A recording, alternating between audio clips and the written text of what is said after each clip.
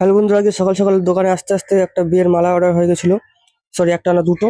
তো কাস্টমারের ডিমান্ড লাল গোলাপ আর জিপসিতে মালাটা বানাতে হবে। এগুলো কিন্তু, এগুলো যেগুলো দেখতে পাচ্ছ গোলাপ, এগুলো বেঙ্গলের গোলাপ নয়। এগুলো আমাদের লোকাল রানাঘাটের গোলাপই। ডাচ গোলাপ নয়, এগুলো হচ্ছে ম্যাট গোলাপ বলি এগুলোকে আমরা। তো এই গোলাপ দিয়ে মালাটা তৈরি হচ্ছে।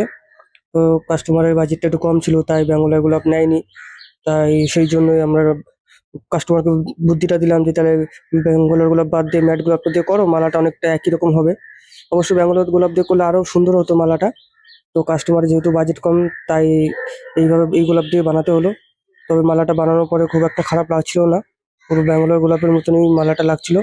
যাদের যাদের বাজেট কম আছে, এই ধরনের মালা পছন্দ, তারা এই কাজটা এই মালাটা নিতে পারো।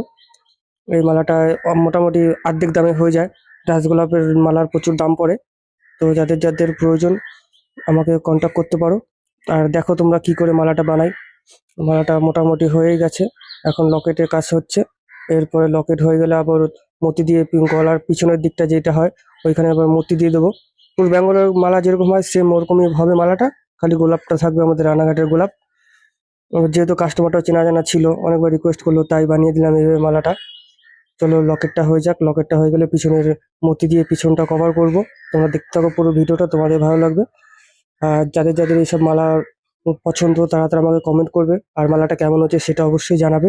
আর এর মধ্যে কালারও আছে, যদি কেউ অন্য কালারের গোলাপ চায় সেগুলো আমাদের কাছে আছে। যেহেতু যেরকম হলুদ আছে, তারপরে পিঙ্ক আছে, যে কোনো কালার চাইলেই আমরা সেই হিসাবে মালা বানিয়ে দেবো। তো মালাটা তোমাদের কেমন লাগলো, ফাইনাল ভিডিওটা দেখো। আশা করি সবাই ভালো লাগবে।